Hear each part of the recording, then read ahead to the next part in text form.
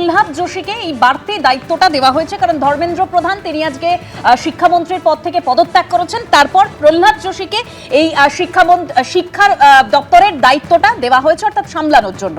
আমি এখানে বিশ্বনাথ দার কাছে যাব। বিশ্বনাথ দা, মানে জনগণ যদি কোনো সিস্টেমের বিরুদ্ধে একজোট হয় তাহলে যে শাসককে মাথা নত করতে হয়, আজকের এই দিল্লির ঘটনাটি কি সেটার উদাহরণ হিসেবে আপনি মানবেন, যেটা এই রাজ্যের ক্ষেত্রে আমরা আরজি কর আন্দোলনের সময় দেখেছিলাম, নাকি এটা নরেন্দ্র মোদীর কোনো রাজনৈতিক কৌশল বলে আপনি মানছেন? দেখো, মানে একটা আমি মনে করি যে মোহন ভগবত যদি মুখ না খুলতেন, অর্থাৎ আমি মনে করি যে এই পদত্যাগ যে দ্রুততার সাথে হলো, মানে যেভাবে চলছিল, তার পেছনে আরএসএস এর প্রধান মোহন ভগবতের মূল্যায়ন আছে। মোহন ভগবত পরিষ্কার করে বলছেন যে জেনজির যে ভাবনা চিন্তা সেগুলোকে বুঝতে হবে, জানতে হবে, তাদের সাথে আলাপচারিতা করতে হবে, নতুন ধরনের আলাপচারিতা করতে হবে।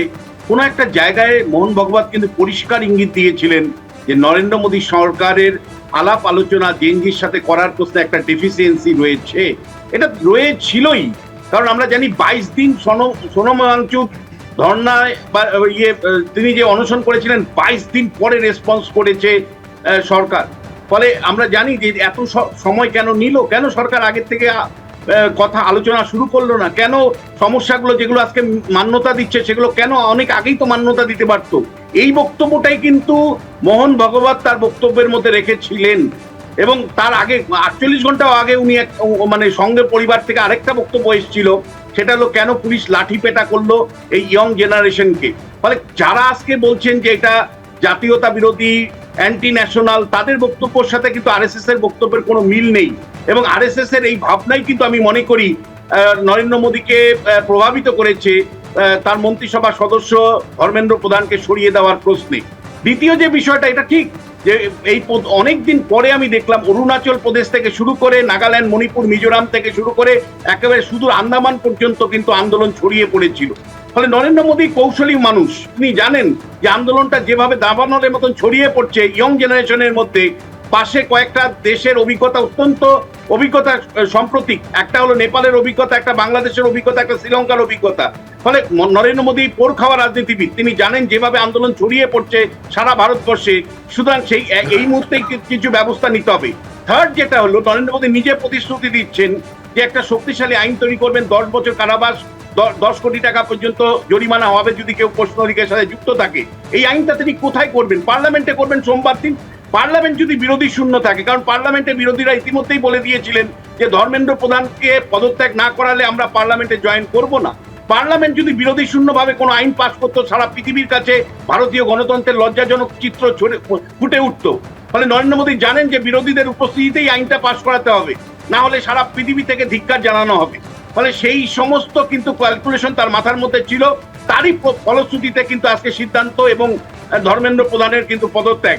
আমি ব্যক্তিগতভাবে মনে করি এটা উইন উইন সিচুয়েশন দেখেই আমি দেখতে চাই যে দেখো, গণতন্ত্রে তো এটাই হওয়া উচিত, শক্তিশালী বিরোধী কণ্ঠ চাই, এবং বিরোধী কণ্ঠগুলোকে বারবার আমরা কিন্তু দাগিয়ে দিচ্ছি। মমতা বন্দ্যোপাধ্যায় যেমন মাওবাদী বলে দাগিয়ে দিতেন, আর এখানে কিন্তু বিজেপির একটা মহল, আমি সবাইকে বলবো না, বিজেপির একটা মহল প্রথম থেকে এটাকে অ্যান্টি ন্যাশনাল, অ্যান্টি সোশ্যাল, মানে একেবারে কার্যত করা যায় যে জাতীয়তা বিরোধী আন্দোলন। আমি একটা কথা বলছি, একটা দৃশ্য তো একটা ফারাক লক্ষ্য করবেন। এর আগে ধরুন যখন 3টে ফার্ম বিল শেষ পর্যন্ত কেন্দ্র সরকার নরেন্দ্র মোদী ঘোষণা করেছিলেন, প্রত্যাহার করে নিচ্ছেন, দেশবাসীর কাছে ক্ষমা চেয়েছিলেন, কিন্তু সেই কৃষকদের লং মার্চের কথা আপনার মনে আছে? সেই লং মার্চ আটকানোর জন্য রাস্তায় পেরেক পুঁতে দেওয়া পর্যন্ত হয়েছিল। মানে এই রকম একটা কঠোর অবস্থান তখন নেওয়া হয়েছিল। এক্ষেত্রে আজকের দিনে অবস্থানটা অনেকটা নরম বলে নেওয়া মনে হচ্ছে। গতকাল যখন মিটিং হলো, গতকাল মিটিংয়ে এইটা আশ্বাস পর্যন্ত দেওয়া হলো যে 2টো দাবি তো মেনে নেওয়া হয়েছিল, 3য় দাবিতে বিবেচনা করবেন, কিন্তু কোথাও তারা যে মানতে চলেছেন ঘুণাক করে সেটা টের পর্যন্ত পাওয়া যায়নি। তাহলে এই গত 24 ঘন্টার মধ্যে কি এমন হলো সেটা যে কঠোর অবস্থান একটা সময় এই বিজেপি সরকারে দেখা গেছিল, মোদী সরকারের সেই অবস্থান থেকে কার্যত 180 ডিগ্রি ঘুরে একেবারে এই অপেক্ষাকৃত নরম অবস্থান নরেন্দ্র মোদী নিচ্ছেন। আমি একবার বিশ্বনাথের কাছে প্রতিক্রিয়া নেওয়ার আগে কি বলেছেন মাঝরাতে দেশের প্রধানমন্ত্রী দেখাবো। Thank you friends. कल देर रात आपसे मिलने का मौका मिल गया। मेरे जो वीडियो पोस्ट किया था उसको जिस प्रकार से आपने रिस्पॉन्ड किया, सकारात्मक सुझाव दिए, थैंक्स टू एवरीबॉडी। ये आपका प्यार बना रहेगा, हमारा नाता और अधिक सक्रियता से जुड़ता रहेगा। বিশ্বনাথ দা।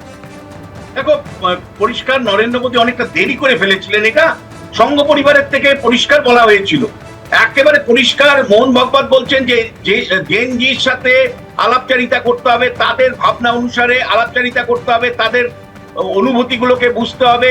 আমরা যে স্টাইলে বড় হয়েছি সেই স্টাইলে কথাবার্তা বললে চলবে না। কোনো একটা জায়গা কিন্তু সরাসরি নরেন্দ্র মোদীর দিকে আঙ্গুল তুলেই বলেছেন যে কেন তিনি আলাপ আলোচনা ঠিক মতন করতে পারেননি। ফলে নরেন্দ্র মোদী সরকারের বিরুদ্ধে কিন্তু মোহন ভাগবত তার অবস্থানটাকে মানে এক্সপ্লেন করবার চেষ্টা করেছেন, এবং একই সাথে প্রশ্ন তুলেছিলেন কেন পুলিশ লাঠিচার্জ করেছে এই সমাবেশে। ফলে খুব পরিষ্কার, সংঘ পরিবার আলটিমেটলি দেশ চালায়, তাদের ভাবনা চিন্তার বাইরে গিয়ে নরেন্দ্র মোদীর পক্ষে সম্ভব ছিল না ধর্মেন্দ্র প্রধানকে তার মন্ত্রিসভায় টিকিয়ে রাখা। এবং একই সাথে নরেন্দ্র মোদী কৌশলী রাজনীতিবিদ, সারা ভারতবর্ষে যেভাবে দাবানলের মতন আন্দোলন ছড়িয়ে পড়েছিল, তিনি বুঝতে পেরেছিলেন যে এটা কোনো একটা সামনে নির্বাচন আছে, উত্তরপ্রদেশের নির্বাচন আছে, একটা কাউন্টার পজিশন তৈরি হচ্ছে, বিরোধীরা তার থেকে অক্সিজেন পাচ্ছে। ফলে তিনি দ্রুততার সাথে একের পর এক উদ্যোগ কিন্তু নেওয়া, এবং তাদের সাথে দুজন মন্ত্রীকে নামিয়ে রেখেছিলেন লাস্ট 48 ঘন্টা। তারা কার্যত বারবার আলোচনা করেছে ককরোচ জনতা পার্টির নেতাদের সাথে। নিজে সিদ্ধান্ত নিয়েছিলেন যে তিনি এমন একটা কঠোর আইন আনবেন, এবং একের পর এক যারা আধিকারিক ছিল তাদেরকে অপসারণ করেছেন, শিক্ষা সচিবকে সরিয়ে দিয়েছেন, শিক্ষা মানে ন্যাশনাল টেস্টিং এজেন্সি তার সংস্কার করা, এবং সেখানে প্রায় 400-র উপরে অফিসারকে সরিয়ে দেওয়া। একটার পর একটা কিন্তু উদ্যোগ নিয়ে তিনি যে খুব সামাল দেওয়ার চেষ্টা করেছেন।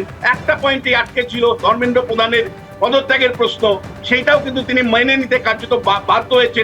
এবিপি আনন্দ, এগিয়ে থাকে, এগিয়ে রাখে।